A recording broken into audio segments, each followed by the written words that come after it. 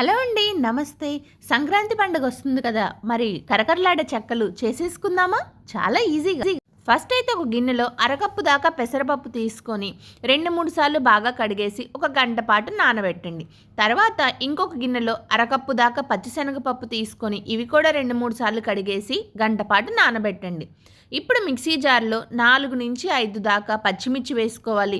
ఒక చిన్న అల్లం ముక్క, అర టీ స్పూన్ జీలకర్ర కూడా వేసేసుకొని మెత్తగా గ్రైండ్ చేసుకోవాలన్నమాట.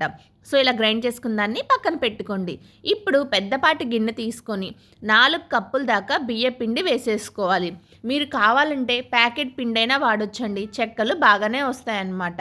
తర్వాత నానబెట్టినటువంటి పెసరపప్పు వేసుకోవాలి. నానబెట్టిన పచ్చిశనగపప్పు కూడా వేసుకోవాలి. వీటితో పాటుగా కరివేపాకుని కొద్దిగా చిన్న చిన్నగా చేసుకొని వేసుకోండి. మనం మిక్సీ పట్టుకున్నటువంటి పేస్ట్ని కూడా దీంట్లోకి వేసేసుకోవాలి. తర్వాత వెన్న కూడా 2 టేబుల్ స్పూన్లు దాకా వేసుకోవాలి. మీరు కావాలంటే ఇంకొక 2 టేబుల్ స్పూన్లు ఎక్కువే వేసేసుకోవచ్చు. వెన్న వేస్తే టేస్ట్ అనేది చాలా బాగుంటుంది. ఉప్పు మీ టేస్ట్కి తగ్గంతగా వేసేసుకోండి. తర్వాత కారం 1 టీ స్పూన్ వేసేసుకోవాలన్నమాట. ఇప్పుడు ఈ మొత్తాన్ని ఒకసారి చేత్తోనే బాగా మిక్స్ చేసుకోవాలి. సో మీరు మిక్స్ చేసుకున్నాక ఇప్పుడు మనం గోరువెచ్చని నీళ్లు కొద్ది కొద్దిగా పోసేసుకుంటూ మనం మెత్తని ముద్దలాగా కలుపుకోవాలి. చపాతీ పిండిలాగా కలుపుకోవాలన్నమాట. నీళ్ళనేవి ఒక్కసారిగా అస్సలు పోయొద్దండి. జావ జావ అయిపోతుంది.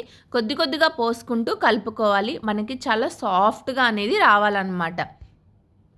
చూసారా, ఇలా వీడియోలో చూపించినట్లుగా ముద్దలాగా మెత్తగా రావాలన్నమాట. ఇప్పుడు చేతికి నూనె రాసేసుకొని మీరు నచ్చిన సైజులో చిన్నగా కానీ పెద్దగా కానీ ముద్దలు చేసేసుకోవాలి. అన్నీ ఒక్కసారి చేసి పెట్టుకోవద్దండి. సో గట్టిగా అయిపోతాయి. సో కొద్ది కొద్దిగా పిండి తీసుకొని ఇప్పుడు రెడీగా ఇలా కొన్ని ముద్దలు చేసేసుకొని మళ్ళీ పిండి మీద మూత పెట్టేసుకోండి. ఇప్పుడు ఈ ముద్దలు అయితే రెడీ అయిపోయాయి కదా. ఇప్పుడు మనం పూరీ ప్రెషర్ తీసేసుకొని ఒక కవర్ పెట్టేసుకోవాలన్నమాట. దీనికి 2 వైపులా ఆయిల్ రాసేసుకోవాలి. ఎందుకంటే మనం చెక్కలు చేసినప్పుడు అతుక్కోకుండా ఉండడానికి అనమాట. ఇప్పుడు మధ్యలో బాల్ని పెట్టేసి మనం పూరీస్ ఎలా చేసుకుంటామో అలా ప్రెస్ చేసుకోవటమేనండి. అంతే. ఇలాగే బాల్స్ అన్నిటినీ ఇలా చెక్కల్లా చేసేసుకొని పక్కన పెట్టేసుకోండి. ఇప్పుడు నూనె వేడయ్యాక వేడి నూనెలో ఒక్కొక్కటిగా వేసేసుకోవటమేనండి.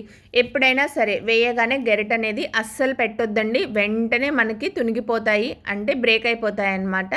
సో అంతే. ఒకవైపు కాలగానే మళ్ళీ రెండో వైపు కూడా తిప్పేసుకొని ఇలా మనకి ఎర్రగా అవ్వగానే చెక్కలు తీసేసుకోవటమే ఆయిల్లో నుంచి. అంతే. కరకరలాడే చెక్కలు అయితే రెడీ అయిపోయాయి. అంతే.